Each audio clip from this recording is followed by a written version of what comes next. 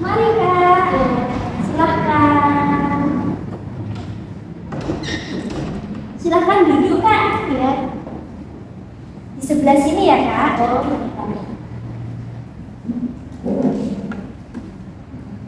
Tasnya boleh dicopot terlebih dahulu. Ditaruh di sini ya. Oh.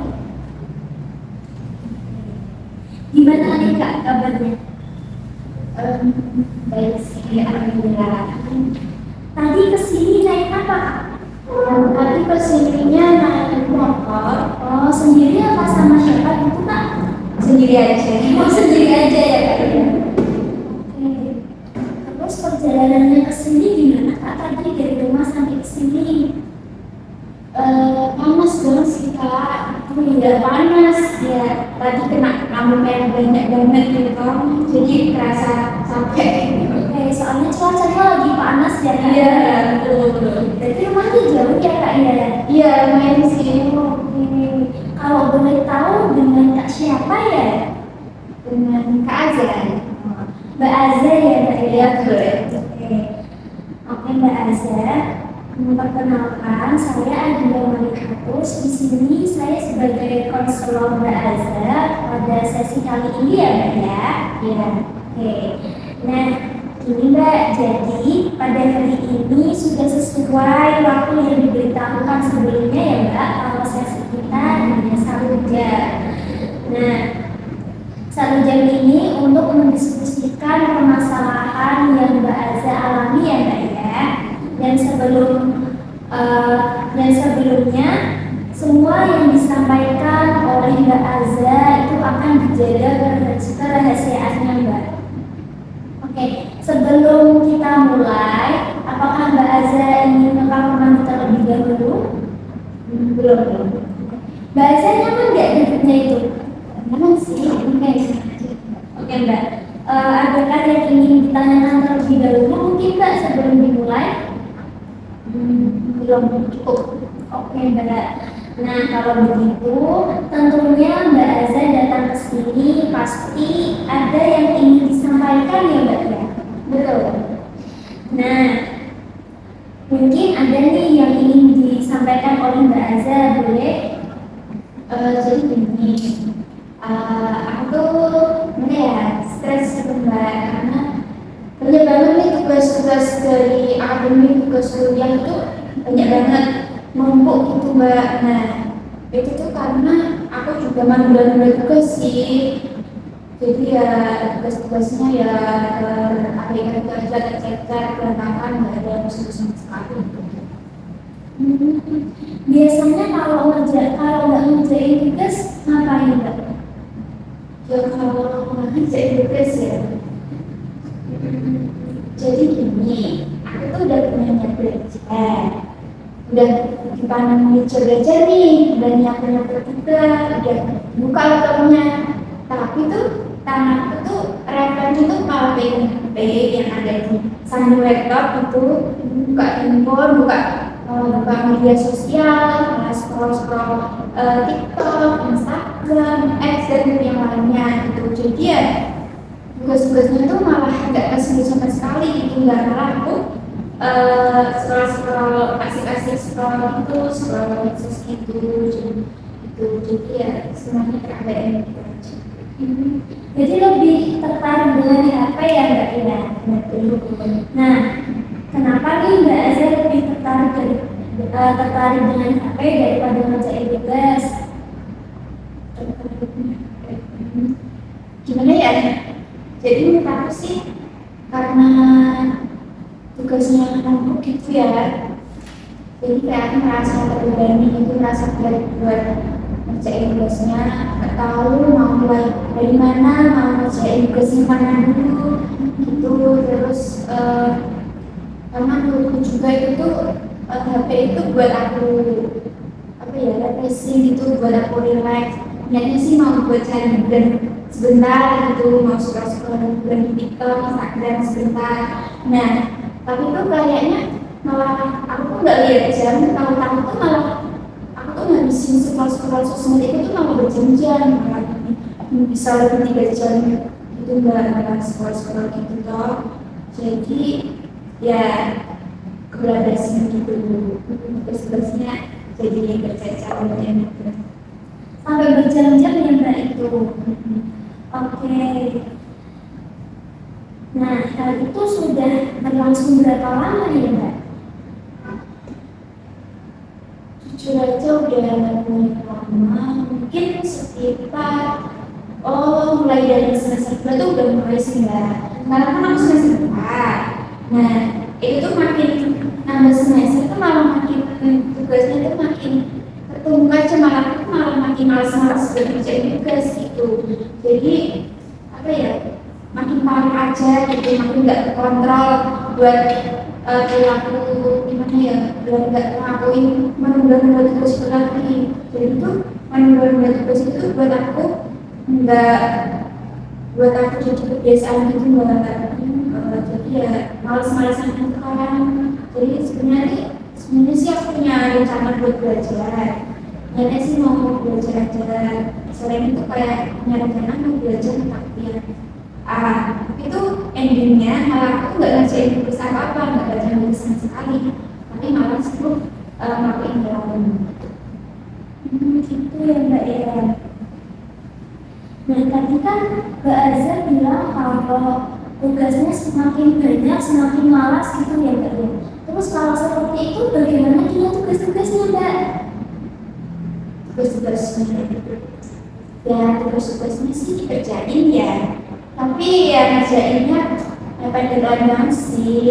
Kayak semisal nih pagi ini tuh deadline tugasnya, tapi tuh aku tuh ngerjainnya tuh baru malamnya gitu. Jadi kan ngerjain itu asal-asalan ya, karena apa itu ibaratnya itu kayak sistem semalam gitu, ngerjainnya asal-asalan aja. Pokoknya ngerjainnya itu sambil panik gitu, sama cuma sebentar, karena bisa nggak ya ini selesai hari ini, ternyata itu sulit banget gitu. Kenapa nggak selesai dari kemarin, malah itu tanggal-tanggal aja gitu, malah bulan tugas itu aja. Jadi ya paginya sih aku penting ngerjain gitu, penting numpuk gitu aja. Gitu ya Mbak ya. Nah, terus kalau Mbak Azza kan tadi bilang panik gitu-gitu ya Mbak ya. Terus perasaan Mbak Azza setelah itu bagaimana? Perasaan pas itu ngerjain asal-asalan dia itu sih karena ngerjainnya asal aja, jadi ya pastinya hasilnya nggak maksimal ya hasil belajarnya. Jadi ya merasa kurang puas sih, merasa kecewa, merasa frustrasi sendiri. Karena sebenarnya kan kita tuh dikasih waktu sama dosen itu kan banyak waktu, itu kan mungkin seminggu gitu, tapi tuh malah aku pilih untuk menunda tugasnya buat nggak ngerasain tepat waktu, tapi malah ngerjainnya tuh pas hari sebelum, malamnya sebelum deadline-nya itu. Jadi ya hasilnya pasti kurang memuaskan, dari aku juga kurang memuaskan juga kan, sedih juga kecewa sama diri sendiri. Itu ya Mbak ya. Terus apakah hal itu mempengaruhi mood atau malas dalam melakukan hal lain gitu Mbak selain tugas? Dan ya pastinya ada sih, selain ngerjain tugas itu pastinya juga apa ya, juga nggak malas matematika itu sih, nggak mau. Pokoknya selain soal sosmed aku nggak mau gitu loh. Kayak aku tuh mau nih soal sosmed, duaan aja gitu, senang aja. Pokoknya nggak mau ngapain. Itu biasanya scroll sosmed itu sampai berapa jam Mbak? Ya itu tergantung sih, biasanya tuh pernah sampai 4 jam kita paling stop. Jadi kayak dari scroll TikTok pindah ke scroll Instagram, terus kalau udah bosan ke Twitter, terus balik lagi ke TikTok, balik lagi gitu. Jadi ya pokoknya pernah sampai 4 jam sih. Itu mempengaruhi aktivitas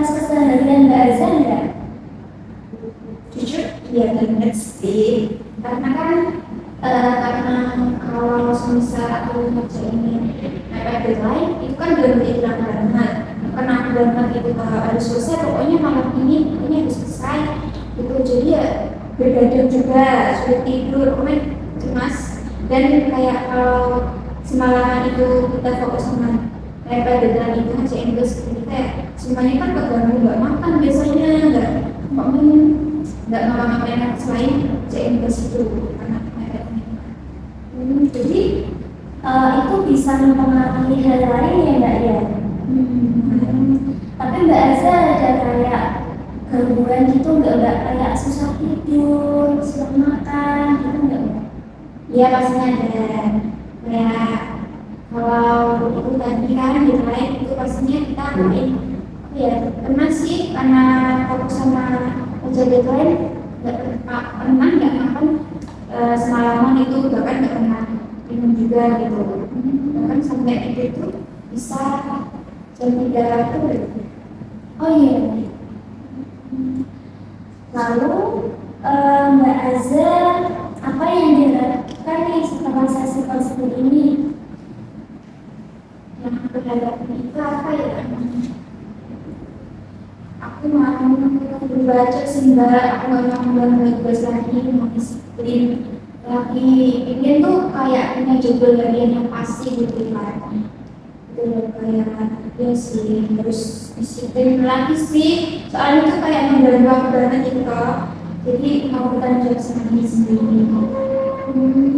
Jadi Mbak Aza pengen berubah ya Mbak ya? Ya, Oke Mbak Aza, saya mengerti sekali.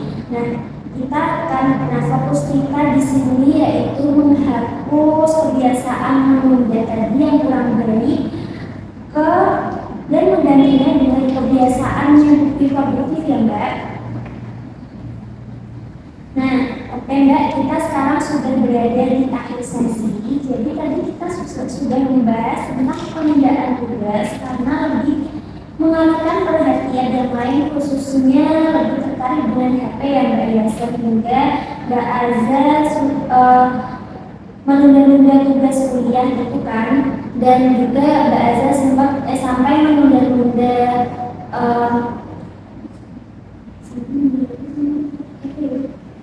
sampai menunda-nunda pekerjaan yang lain ya Mbak ya. Oke. jadi itu nanti cara menyelesaikannya gimana? Apakah ada efektivitasnya itu Mbak? Nah, jadi Mbak Aza nanti bisa nih melakukan beberapa teknik yang saya sarankan ya. Kalau Mbak Aza ada saran juga nggak apa-apa. Nah, jadi Mbak Aza jangan melihat tugas itu sebagai beban yang besar ya Mbak. Dan jadi Mbak Aza bisa nih mengerjakan tugas selama 25-30 menit tanpa tanpa bermain handphone, dan juga mematikan notifikasi dari media sosial, entah itu TikTok, Twitter, Instagram, atau apapun yang bisa menggagalkan fokus Mbak Aza, seperti itu Mbak.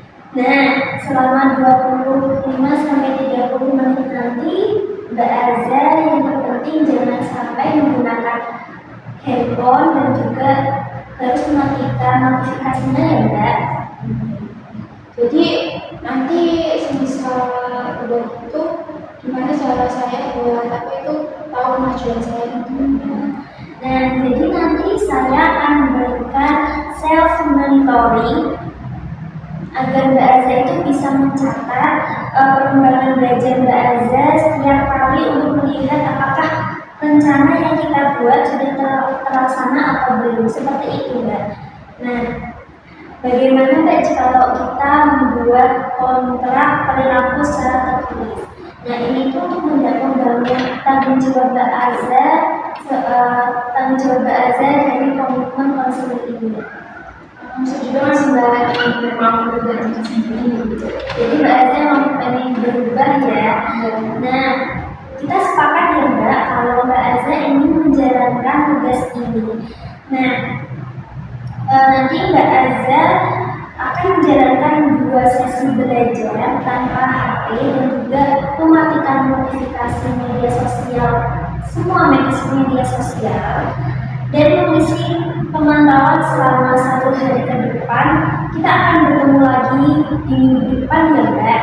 Nah, untuk mengevaluasi hambatannya itu nanti eh, Mbak Azza mengisinya berarti 7 hari selama 7 hari berturut-turut ya Mbak.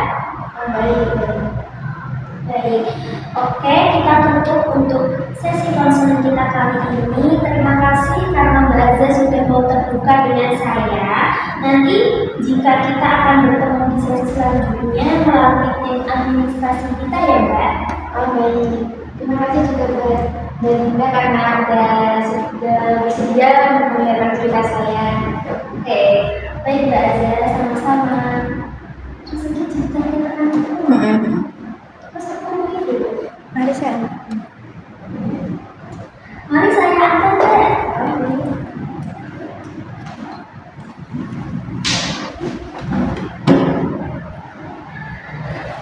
Orangnya juga sendiri Mbak. Iya. Hati-hati ya Mbak ya. Terima kasih ya